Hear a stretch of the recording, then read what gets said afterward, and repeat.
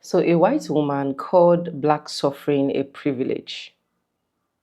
She called black suffering a privilege on a podcast. And the annoying part or the saddest part of this is she knew that she had black folks as well sitting on that podcast. But I seriously love this black lady who actually stood up to start asking her question. And at the end of the day, she got confused. She don't even know what to say. So I'm still fascinated that a lot of white folks can still, in this 21st century, call black suffering a privilege. Please, for those of you watching, how is this a privilege? I don't know. Because as far as I'm concerned, even when you go to the comment section, you see a lot of people said she is literally mocking blacks and trying to cover it up as if she is appreciating blacks. I really do not see anything good about this, but I actually want you guys to watch from clips to clips and let me know your thoughts about this in the comment section. Credit belongs to the original creators of every single clips and stitches we have in today's episode. If today is the first time you're tuning in, my name is Sonia. Thank you so much for clicking in. And this is just for educational purposes, but let's dive right into this video.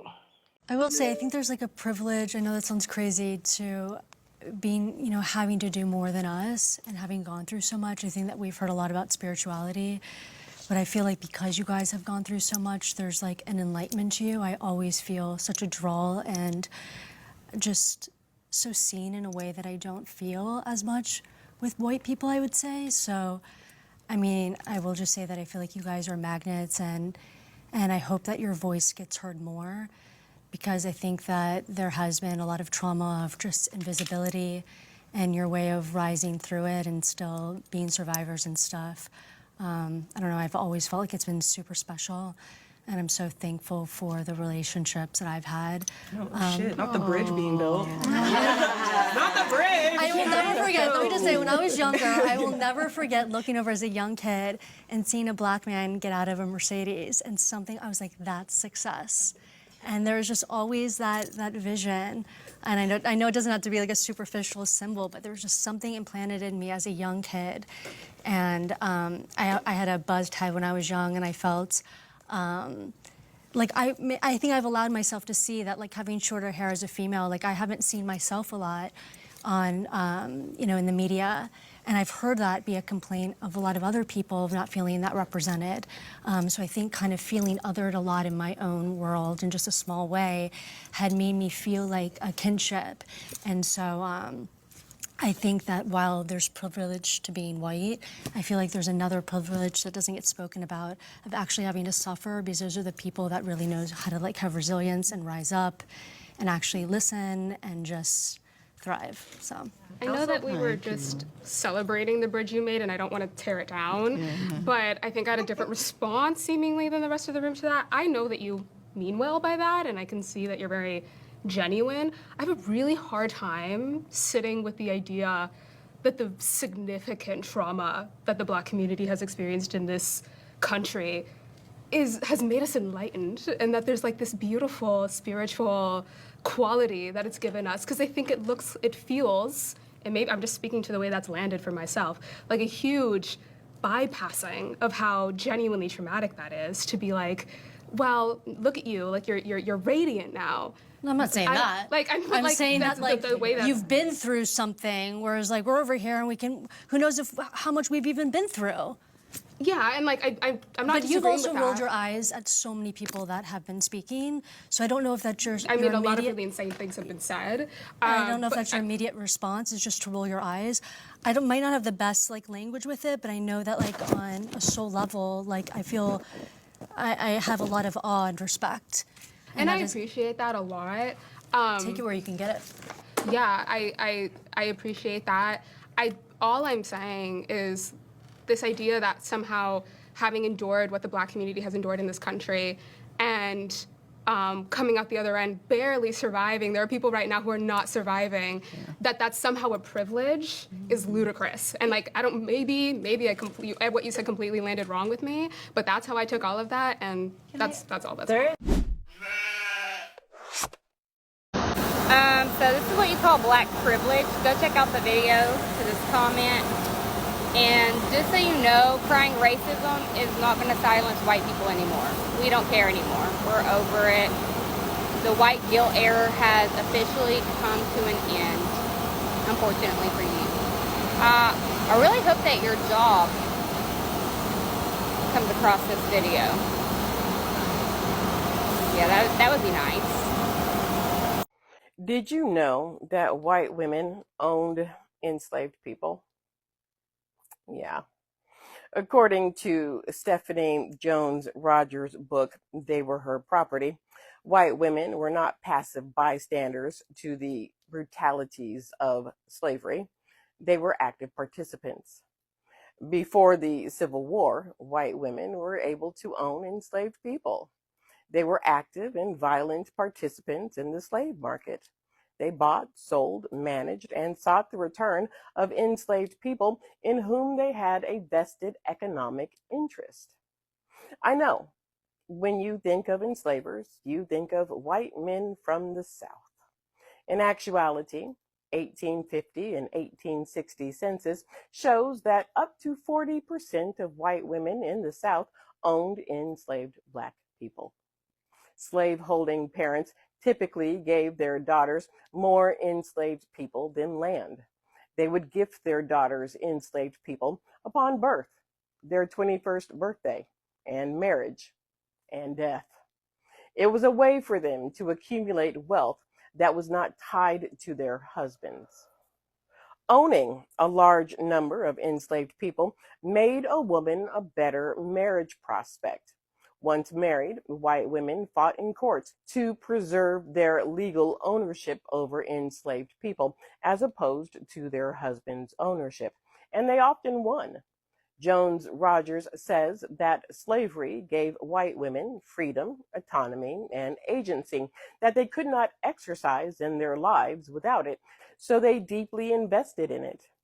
As adults, white women often tore black women away from their babies so they could nurse the white mistress's baby instead.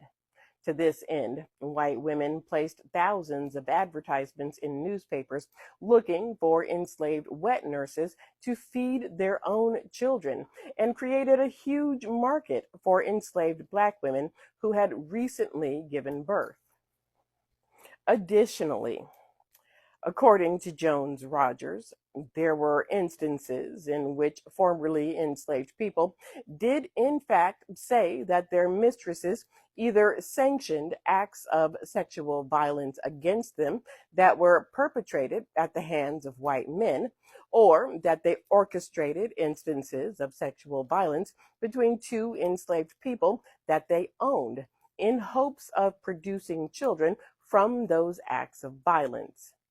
White women also fought to maintain the wealth and free labor that slavery provided them through the Civil War. As Union troops made their way through the South, freeing enslaved people, white women would move enslaved people farther from the soldiers' path.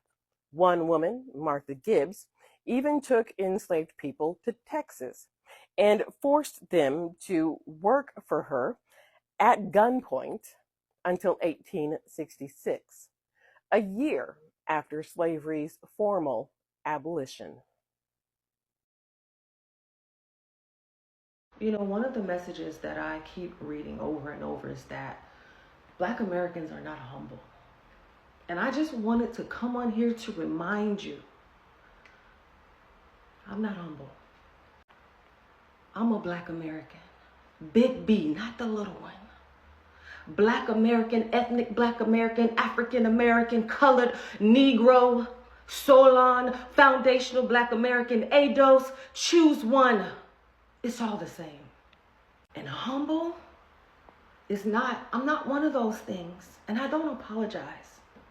If Black people really wanted to flex, we could. And I don't have a problem with anybody. But if the problem is finding me, then you found the right one. because I will lean into this privilege every time. And I want you to choke on my success every time you come to this page, because I'm not a humble Black American. And I'll never be. I carry around big confidence, big intellect, hardworking. And this message is not even for anybody specific. I'm a little fed up with what I've seen. Not surprised, not disappointed, just a little fed up. So you got the right one on the wrong day. Honestly, I don't really have to do much, because this is my birthright. I don't have to be humble. And this is for anybody. This is not a specific nationality or culture that I'm talking to. If I could say where we have gone wrong, is the confidence. Stop allowing people to make you feel like you're less than. We have a birthright to America. And people are questioning who we are. Don't waste your time. You can't gaslight me out of my birthright. And I think that's why you're mad. Because no matter the talking points, at the end of the day, it is a birthright and a privilege to be a Black American. So stay mad. And every time you come to my page, I want you to choke on my success. I've never felt unsafe in Black spaces. This is how we know reverse racism is a lie. I went to college on Long Island, and I lived in Hempstead, New York. Very Black town. I used to go to Caribbean night at my local bar. Never had a problem. Never felt unsafe. I was just at a barbecue joint in Harlem the other week with a group of white girlfriends, lily white girls. We felt completely welcome, delightful. Had a great meal, super fun time. My boyfriend and I accidentally wandered into a hookah lounge one day. We were just looking for a burger. It was kind of late. It was like 10 o'clock. And we were like, oh, that place is open. Let's go in there. We go in, the place is empty. We were like, oh gosh, are you guys closing soon? The bartender was like, oh no, like we don't get busy till like 11 or 12 at night. It's a Black hookah lounge. Completely Black staff. They took care of us. We had a fucking great time. Great burger, great service, laughs, fun music. Never once did anybody give me a stink eye or a dirty look or make me feel like I didn't belong in those spaces. Never once was I concerned for my safety. But I was on the national tour of a children's show called The Olympic Spirit. And this show was about Jesse Owens being in the Olympics, who of course was a Black athlete. So we had a Black actor in the cast portraying Jesse Owens. And we toured the Deep South, baby. I'm talking about Alabama, Arkansas, Mississippi. And it was a bus and truck tour. It wasn't fancy Broadway stuff. We played schools. So one night our van pulls into this local rest stop. It was like Pete's Chicken. And it had a gas station, which we needed gas. And Jamal and I walk into Pete's Chicken to get a little snack and to use the restroom because we were on the road. And when I tell you, every white face in that place whipped around and looked at us when we walked in together. Now, we weren't together. We were just two friends, colleagues. But he was Black and I was white. And I felt the hairs stand up on the back of my neck. And I know he felt it too, because I looked over at him and I was like, this feels off. This feels weird. What's happening? And he goes, yep, let's go. I don't want to get lynched here. So we left. We just turned around, whoop, and walked right out. Got in our van and drove off because we felt unsafe in a white space. The only time in my life I have felt unsafe was in a white space because they identified me in proximity to a Black man and they did not like it, and I felt it in my bones. That was a formative experience for me, and it's why I like to talk about Black history in these United States because it's not ancient history. It is still very much alive. Thank you so much for watching all of that clips, and let's digest this. So she's sitting down on that podcast and making it look as if she's coming in favor for black people, or trying to make it look as if she is really so good with we the black folks, is one of the most annoying thing I really found in this particular video. While if you check out other clips that I actually attach, you will listen clearly that even the white folks, the palm colored women, have slaves. Like, they were buying slave as well. So it is not just that it is only coming from the men angle. Do you get? Now, coming to sit on a podcast and now said that all the centuries of the suffering and everything is a privilege, is what, like I said from the first part of this video till now, I keep wrapping my head towards that, because I really want to know where the privilege is actually coming from. We already know that these people have literally been talking down on black folks on different aspects of their life. Whenever they see a small opportunity, the only thing they can just do is to go ahead and talk about black folks so that black folks can actually get upset or something. But the painful part is them trying to paint it as if they are doing it for our favor. We know when something is for our favor. Honestly, as far as I'm concerned, that is a typical mockery. And I don't know who owned that podcast or who owned that particular show. I would have literally just, I don't know, walk out of the show. Yeah. Because if you're coming to talk about a show and at the end of the day it is relating to something like this, I don't think it's even okay for me to be there.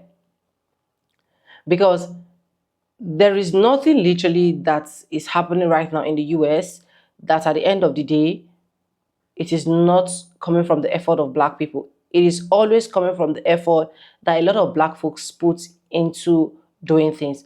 And that is why from one of the clips I actually played from this video, where this woman literally said that black Americans are not humble, I totally agree with her. Because I think it is too much quietness and too much meekness that is bringing some of this stuff that at the end of the day, they can't literally tolerate if they are to be in our shoe. If reverse is the case, these people cannot tolerate that. But these people want those things that they cannot tolerate for us to be tolerating. It's just the grace that God gave us is the fact that black people are actually strong people. They are not people that give up on things easily, no matter how hard these people are trying to make us give up on things, or to make us say what we are not supposed to say, and so on and so forth. Honestly, if you know how this century sufferings from black people is actually a privilege, I really love to get your opinion in the comment section. Maybe you can elaborate more for me, because I don't see any suffering to be a privilege. If you think suffering is a privilege, then let's reverse the case. Hand over every single thing that belongs to the black community. Let them take charge. Let them rule. Let them do what they know how to do best. Let's see if that privilege you think you're enjoying is what you will see as a privilege. It is quite annoying anyways. And some of these white folks in the comment section were like, oh yeah, you're very, very correct. We should be grateful that black people, white folks actually help black folks to move them down to the US. I really do not know where that is actually coming from, because the last time I checked, if I check my dictionary very well, or if I check my research very well, one thing I know is black people were already existing in America even before the arrival of the Europeans, and so on and so forth. Even before far long slave trade began trading, black people were already existing. The only thing is these white folks know how to take what is actually not theirs. That is why every single thing that black folks actually own, they want to take it by fire and by force. And it is okay. One thing I know is we are going to take it back, even now or later, because the awareness that has been created right now, it's as strong as, if that is what our forefathers are actually doing, I think by now we would have been somewhere better. Black folks would have, their voices would have been heard better. But I'm happy that a lot of them are not keeping quiet. A lot of them are not letting all of this thing that is actually happening to weigh them down as Black Americans, especially. A lot of them are making sure that every single thing that their forefathers, the enslavers, have actually fought for it, for them to patiently wait and take it back. And that is actually a good one as far as I'm concerned. But anyways, let me know what you think in the comment section. Credit belongs to the original creators of every single clips and stitches we have in our today's episode. If you haven't subscribed, what are you waiting for? Do it to subscribe, like this video, drop me your comments, and lastly, do not forget to share for every other person to get this good news. And yes, guys, with no further ado, I do like I say in my videos, I'm going to be saying bye, and I'll see you guys in my next one. For now, bye guys. I love you guys. Mwah.